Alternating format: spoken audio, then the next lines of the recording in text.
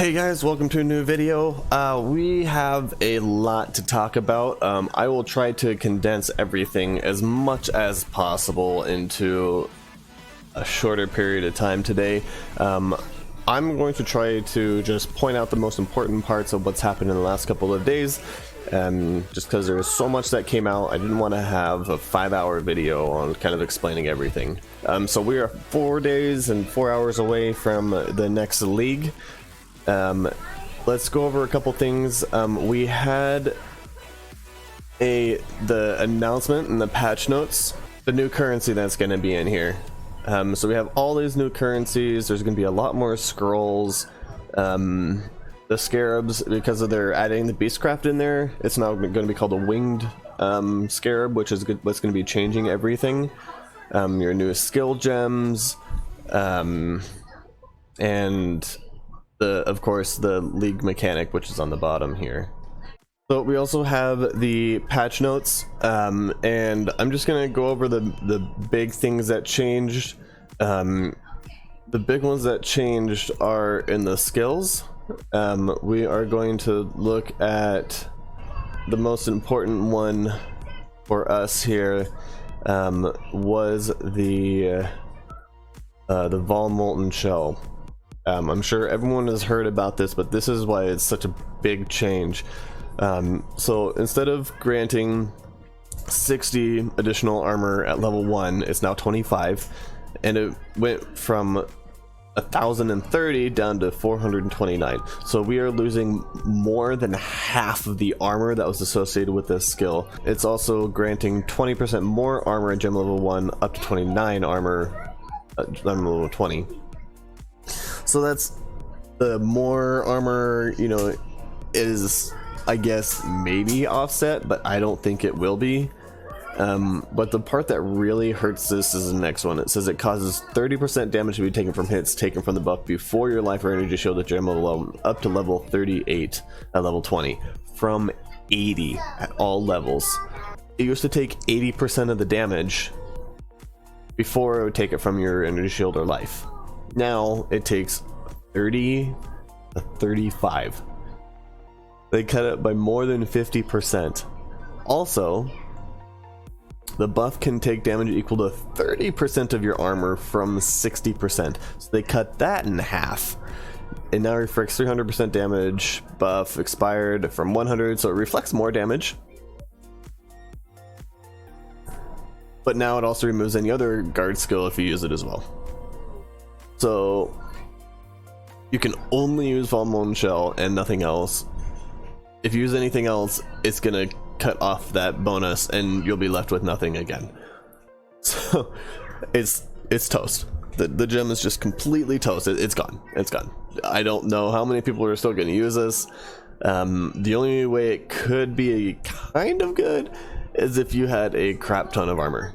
But even then, it's only going to be taking, you know, 30%. You're still going to have to mitigate 70% of the damage. I don't know. That's just awesome. Another key factor is slower projectiles. Took a pretty big hit, so it lost about 10% and 19% at higher levels. So it lost quite a bit, but for the ball lightning one that I suggested, it actually doesn't affect it too much. It just means we need to work more in the AoE area to try to counteract that so we can get up to those 13 ticks again. The other big difference here is for minion builds. They changed some of the passives down a little bit and a couple of the like cluster jewels. It didn't affect it too much, actually. So we lost maybe about like 6 or 7% of the total damage once you get up there, which is not that bad for how many minions you have. You're not going to really notice that much of a difference. So those are pretty much the big changes that they did with this patch notes. There were a couple things that were very upsetting. The passive tree, it says, you know, they made these things and they said, oh, we're, by the way, due to the volume of changes in the passive trees, we won't be listing out the changes. Instead, you can check out the new tree yourself. And then they gave us a JSON file. Okay, most people don't know how to do a JSON file and how to implement that into Path of Building.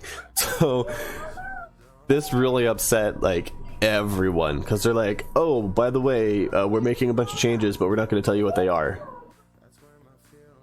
Why? The other one was with the cluster jewels. They're like, oh, we're making a ton of changes with these cluster jewels, and then listed out all the cluster jewels, but didn't tell us what the changes were. Well, that's what everyone wanted to see, was the passive tree and the cluster jewels. We wanted to know what was gonna happen, and instead they're just like, oh, you're gonna have to figure it out. The cluster jewels, they didn't even tell us. They're just like, you have to figure it out. And then an hour and a half later, they put out a list of all of the passive nodes. Just the nodes. They didn't say what the changes were. They just said, here's all the nodes. So basically, no one has any idea what was going on until someone created a spreadsheet that highlighted all the differences on the tree. And same thing with the cluster jewels. They came out with the cluster jewel one, and someone came out and had to put their own information out. This is something that should be done by GGG. I know we're in a pandemic right now, and I know it's hard working from home, and I know that would have added a lot to the patch notes. But you could have said, we will give you this information at a later time. Instead, they just said, here you go, figure it out on your own. What?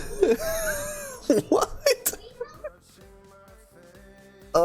So yeah, that's like, it didn't make any sense.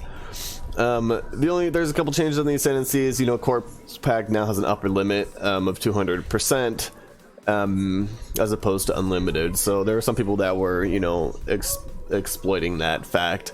And then, you know, everything else kind of was more or less not much of a change for, you know, anything other than melee changes and war cry changes. Most of these are because of war cries. So that's pretty much it for the patch notes.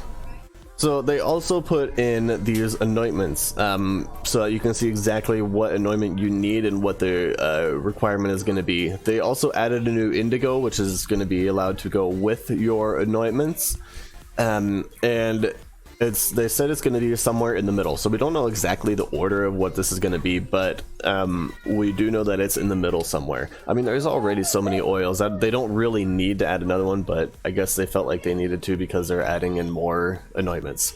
And then they give a whole list of all the ones that, you know, are here. And then the most expensive one being the Whispers of Doom, which is 3 golden oils. And so the 3 golden oils is expensive, right? Charisma is one up there that people will use. Tranquility is one that people will use. Barbarism, I hear, is some people will use that. Golem Commander is another one. So there's a couple of them. You know, they didn't really change too much. Maybe some of them are a little bit more expensive, like especially the Whispers of Doom being 3 gold oils, but no, whatever. But they also added some extra enchants, which are really, really interesting. Especially this Meteor Tower Burning Ground. My assumption is that after the meteor hits the ground, it leaves burning ground for a few seconds. So it continues to deal damage over time. Meteor Towers are already overpowered. If you do like the 2 times meteor, and then the area that meteors can land on. Those 2 are amazing. But with the burning ground, I'm wondering if maybe it would be good to do the burning ground and the 2 times meteors. You won't have the range that you would before, but you'd have the burning ground to continuously deal damage on those coming through that wave anyways. I don't know, it'll be something interesting to try out. It's an indigo and a violet, so it's like kind of like right in the middle of the normal ones, so it would be interesting. And we don't know what this tower synergy is. Let's see. Yeah, so it doesn't say, so we'll have to figure out what that is as well. But that's pretty much it for the oils here, the new oils they came out with. They also came out with the gems and their level 2020s with the ones that changed. We do have our Arcanus brand here, which is one that we were looking at trying. It does reduce the damage a little bit, so that will be interesting to see. Of course, you have the Vol Molten Shell, which is, you know, dead.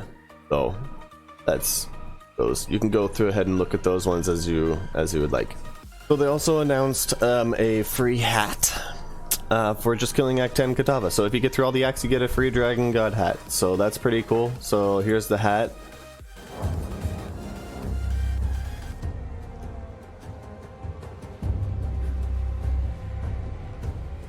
I mean, it looks pretty cool. It's, you know, it's kind of see-through. It reminds me of like the witch hat that you can get as well. So that's pretty much it. That's pretty much encompassing the last couple of days, and whatever, like what kind of happened.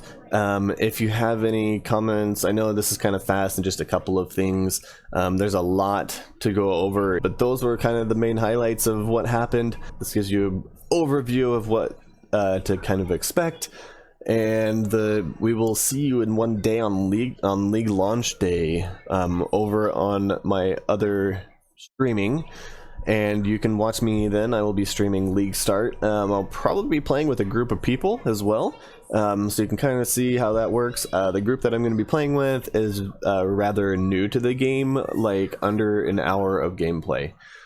So I did kind of bring them up to how to play the character. They have their characters that they want to play and kind of how they want to level them. It'll be a learning experience for them. I'll try to explain things the best I can. So if you're new to Path of Exile, this stream might help you out in how to play a little bit better.